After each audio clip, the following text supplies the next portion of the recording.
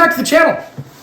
Last time we built our brood boxes, so we built a full-size super for our brood box, and we built a medium super for our honey box.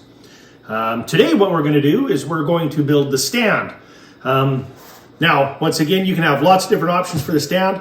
I've seen people use everything from putting them right on the ground, no stand at all. I wouldn't recommend that. You end up with mice. It's easy for ants and stuff like that to get into the hive. But normally they recommend trying to get the hive up about 6 to 8 inches up off the ground. So I've seen cinder blocks used to do this. You can build a stand out of 2x4s, just regular bricks, anything that you can really find to get the stand up. I'm going to show you how I build my stands today. So once I mentioned before, my stands sit on top of a cinder block. I built an area for my apiary just in my backyard, so it is in my yard, so I want everything to kind of look really good. The reason, once again, I use a cement cinder block to put it on, or a sidewalk block, is it's easy for me to get the lawnmower. I can I have a ride lawnmower. I can run right up to it, zip right around. The bees don't like it when I'm there too often, but basically I can mow right up to the blocks, and it's easy to keep it looking really, really good. So my stand I build, I have leveling feet. So these you can just get at any hardware store. These are just literally some 3/8 furniture feet. So they have the little nut that you would hammer into the bottom, and then of course these screw into it. It allows you to adjust it. And as I mentioned before, I put grease around those, and that seems to stop the ants from crawling up into the hive and getting into the hive as well. So that works really, really well. The other thing you're going to need today is you're going to need a 6-foot pine. I use, once again, pine. You can use whatever fits your budget. Spruce doesn't seem to stand up as much, but pine seems to work really good. And that's what our boxes and stuff are all made out of, too, is pine. So I stain my boxes.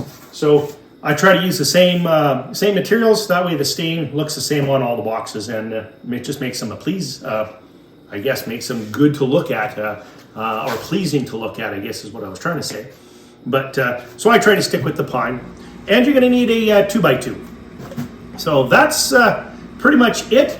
What you're going to have to do is, it's going to be different. As I mentioned, each supplier's boxes are just a little bit different in size. So the ones that I use are 20 inches long and 16.5 inches wide. So the reason you're going to want to know those measurements is to make sure that your stand fits good with the boxes.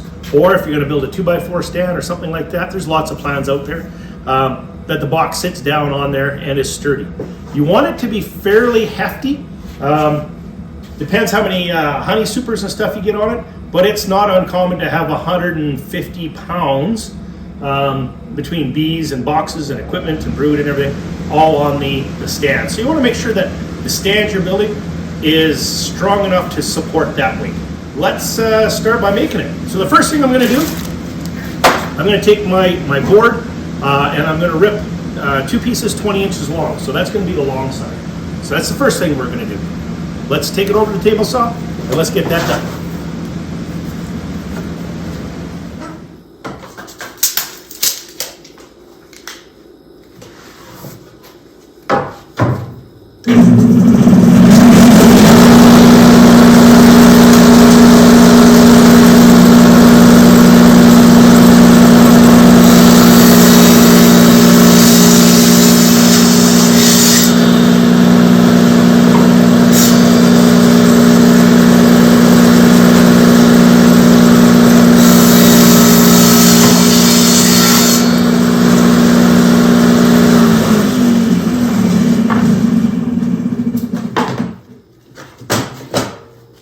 At 20. All right. Now that we've got 2 pieces cut at 20 inches long, so once again, so I've got 8 inches deep, 20 inches long. Even though they call them a 1x8, they're actually only 7.5 inches, I guess. So we should make sure that you're aware of that. So there's a little bit of change when we go to cut our 2x2. And they're only 3/4 of an inch wide. So knowing that they're only 3/4 of an inch wide, what we're going to want to do now is I like to miter my corners. It does a couple things. It keeps the exposed wood surface to a minimum.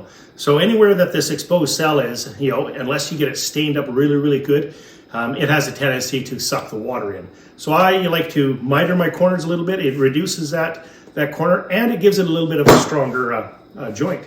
So what we're going to do is, from each end, we're just going to measure in 3/4 of an inch.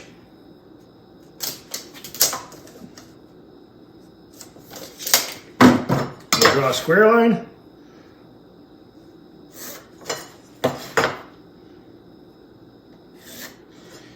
And I'm not going to take it all out. So what I'm going to do is, I'm actually only going to take out, so this is 3/4.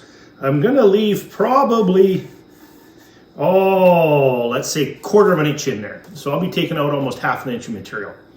That'll work out really good when we go to do cut our last 2 boards for the sides.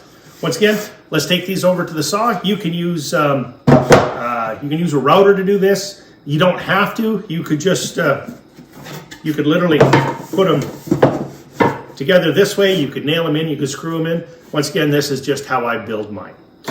I'm going to go over, I'm going to take that material out, and then we'll be ready to cut the next one.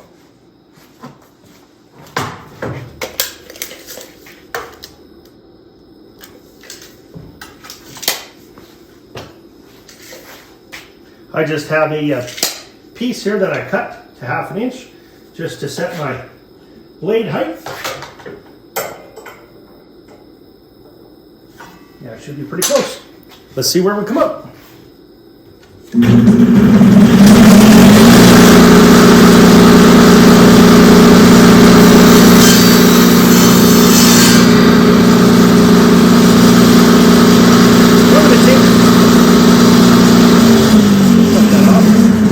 You can see I'm going to take just a little bit more.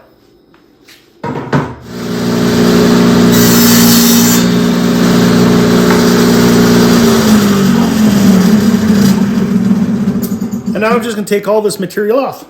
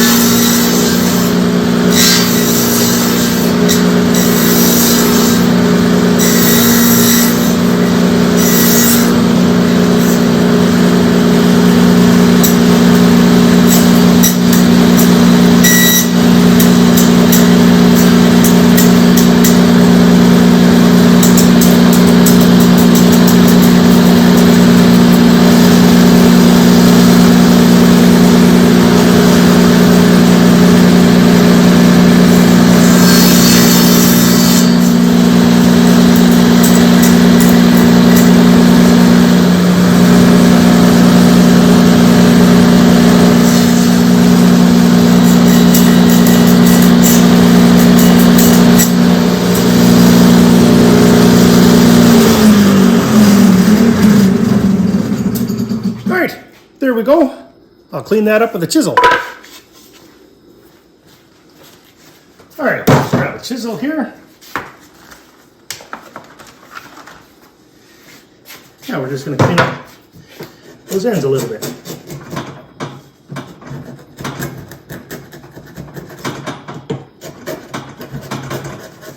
So now that we got that done, we have to cut our other 2 ends. Now, we know that it was 16.5. Where did I leave my tape? The joys of working in the shop. So we're going to have to add what we took off here. So this is 1/2 inch on each end. So just like I said, we're going to take out 1/2 inch. So it's 16.5 to the outside, which means that left 1/4 inch. So 16.5 less 1/4 inch on this end is 16.25 less 1/4 inch on this end. So we're going to cut our next piece 16 inches. Let's go give that one a cut.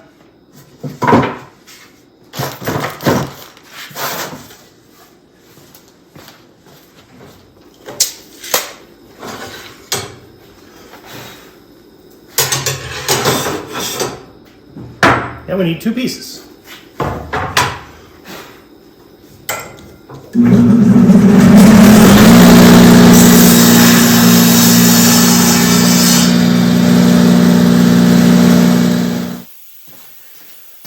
now we have our both pieces cut. It's just, oops, a bit of a sore back today. No. So now what we're going to do is on all of these, we're going to make it so that we're open. So as you can see, what we've almost done, and you could do this if you wanted, when you put all this together, we've actually made a box that is the exact same size as our supers. So if you wanted to do the supers this way, you could do it this way as well. It's just not as robust. The other thing I should show or point out is when you buy this in the store, this is only 3/4 of an inch, where your supers you buy, they're actually 1 inch thick. So what that's going to do, especially up here in Alberta, is it's going to give you a little bit more insulation from the heat in the summertime and a little bit more insulation from the cold in the winter. But what we're going to do now is we're going to make legs out of these. So I'm going to come down 4 inches from the top. And I'm going to come in 4 inches from the end. We're going to put a hole, or we're going to put a mark there. I'm going to do it on this side just because I don't have to worry about the joint then. Okay, we're going to do that to both of these pieces, actually all of these pieces, and then what we're going to do is we're going to go over and I'm going to use a 1 inch arbor bit and I'm going to drill a hole there, and I'll show you why. We'll just get them all marked out here.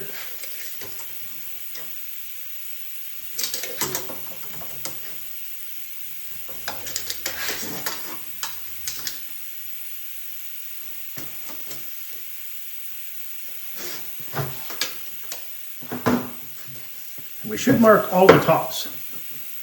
So we're coming down 4 inches from the top, just to make sure that we don't get them mixed up.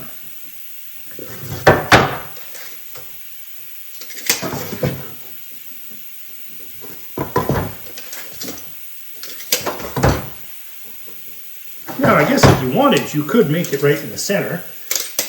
I'm just going to make it match the rest of my hives out there. So we'll just square those up. So all our holes are the same. All right, we got our marks. Let's go to the drill press.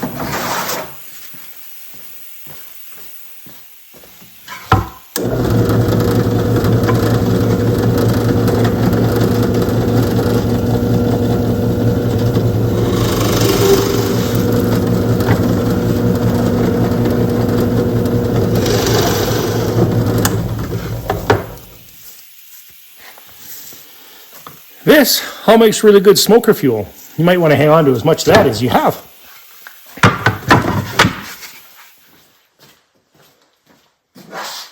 All right. Now what we're going to do is from the top, so we're going to come down from the top on each one of those. Should be about 3.5 inches, being as we used a 1 inch arbor bit. And we're just going to confirm it's 3.5 inches, and we're going to draw our line all the way across the top of these. From the top of the hole to the top of the hole. On all of them. Once again, we measured, we marked the top, so let's just make sure we're on the top. Now what we're going to do is we're coming in 2 3/4 from each end. Put a mark right down on the bottom.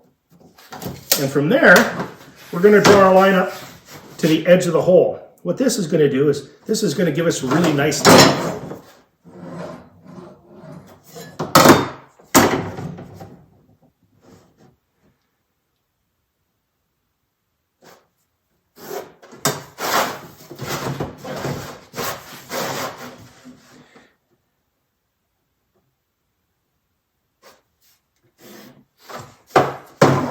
So we're going to draw them all out so they look like that. Now what we're going to do is we're going to use the jigsaw and we're just going to cut these out. Alright, so I recommend starting from the hole and working your way out. It just seems to not break the wood quite as bad.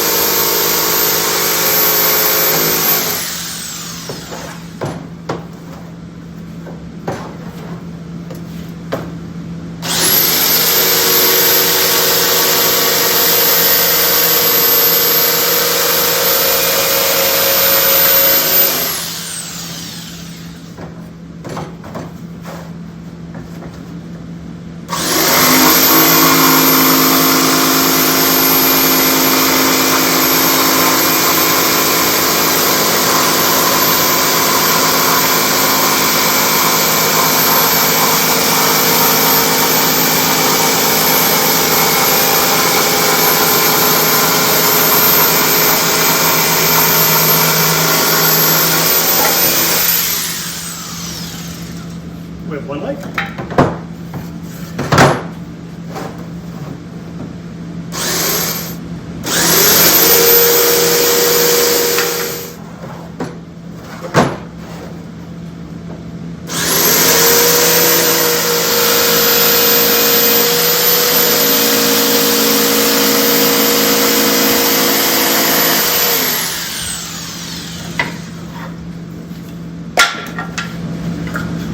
We now have those cut out.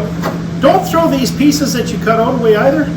They make landing boards. So when we do our bottom board, this is going to become a landing board for the bees. Hang on to these. All right. We're now getting to where it's starting to look.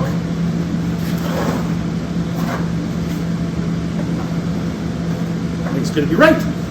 Now what we need to do is we need to cut 4 pieces of 2x2 to go in each corners. What this is going to do is it's going to supply a little extra support right down from the leg right to the bottom of our bottom board, or in my case, the hive heaters. So you're just going to want to measure that up, and we are sitting at 7.5 inches. We need 4.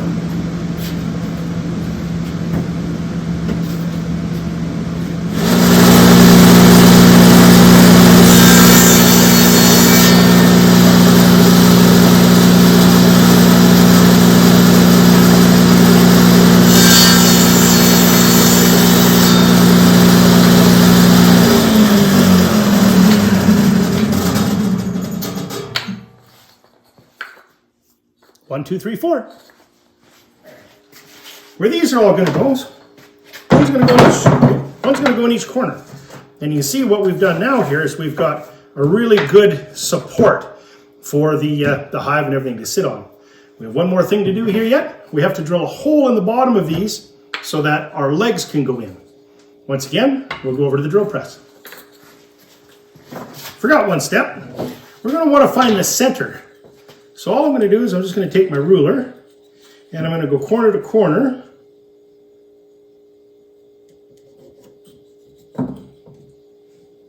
So that I make X marks the spot on all 4 of these. Now we can go to the drill press. All right, so if we open up our bag of goodies here, we're going to get this hammer nut. And basically, this is going to hammer into the end of this so that our leg will screw in and out. Depending as to which one you have, you're going to want to find a drill bit that is the same diameter or slightly larger than this end here. In my case, 3/8.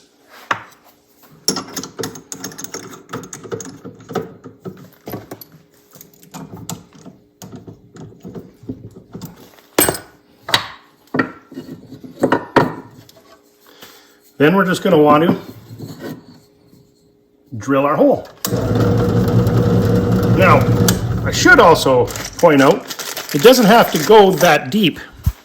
So when this leg goes in there, the most it's ever going to go down is that far. So if you wanted, you could put a mark and you could set your drill press so that it wouldn't go any deeper than that.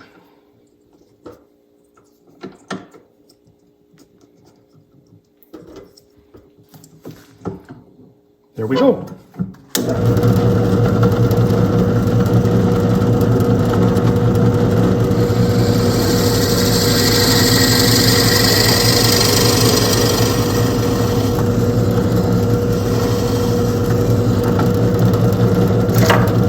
And we're going to do all 4.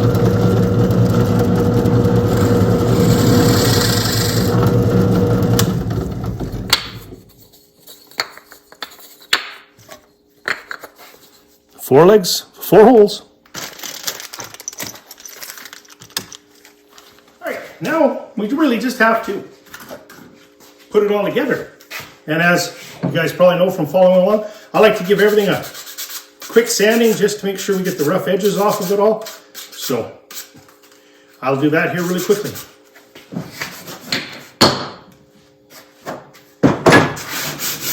I just like the brad nailer, it's quick. I don't want to say I'm lazy, but it makes it very easy. Once again, you can screw these. Hammer and nails will work for these as well. I just have the brad nailer, so that's why I like to use it. It's that simple. Once again, we're going to want to glue everything up. Make sure it's well glued. I did bring my bottle of glue, as you guys seen the last couple times. I think built the videos. This one here is just about empty, but well, I'm Irish and I'm cheap, so I'm going to use up the rest of it. For those of you that follow along as well, you know I really like these clamps. Just works so well for keeping everything square. And we want to be flush on the top. If we cut it all right, we should be flush on the bottom as well. I really need a bigger bench, but of course then I would need somewhere to store it.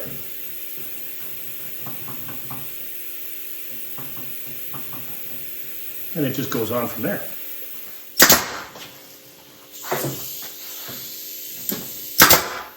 Now we'll do the exact same thing to the other end.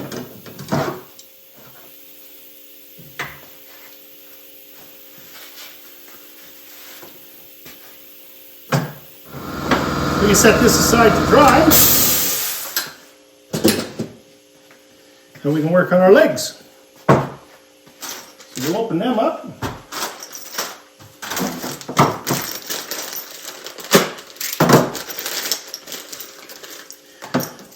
So I made the mistake of hammering on these once. And basically when I did that, I ended up wrecking the leg. But if you put it on here, they get a punch. So a punch will go down on the inside. And if you screw this leg in, it helps keep it all centered in your hole when you go to punch it in. Let me get a punch. So you just kind of got to line it up there. I don't know if this will work on the table. And tap it in. So you see how it all went down nice and flush? And your leg now will screw in or out. We can do that for all four. Should be dry. It's been clamped in here now for about 45 minutes. We can go ahead and put our legs in now. So what we'll do is we'll remove these clamps.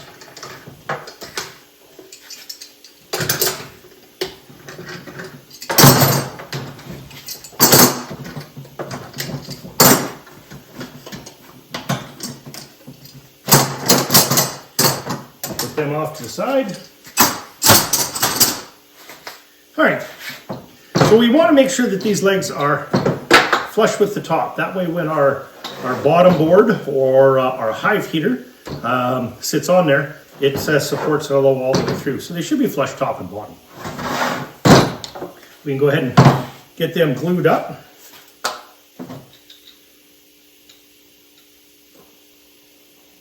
And we only want to put glue on two adjoining sides here.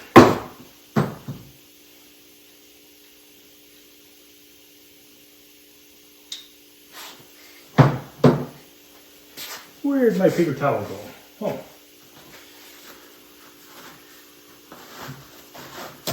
Hiding in plain sight. So if you do this while it's upside down like this, it's easy to put it right in there. I got some longer clamps, and we're going to clamp these right in tight both ways.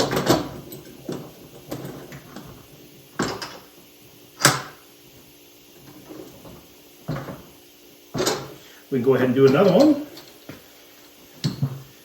And then I switched my brad nailer up while I was having my coffee to 2-inch brad nails. So we got rid of the 1-inch and we're into the 2-inch here again now.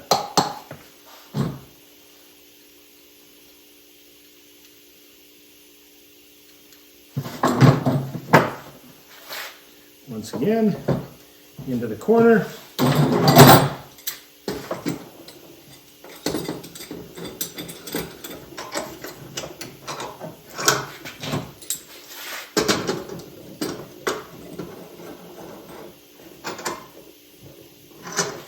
And I'm just going to tip it over just to make sure. And you can see my table is a little bit bowed, so this one could go down a little bit. Let me grab my hammer.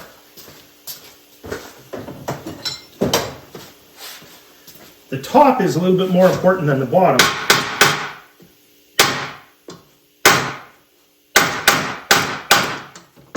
Here we go. That one's good. So we'll tighten them right in. I think what I'll do too is I'll just grab a couple more clamps just to make sure that they're in good and snug here at the top as well.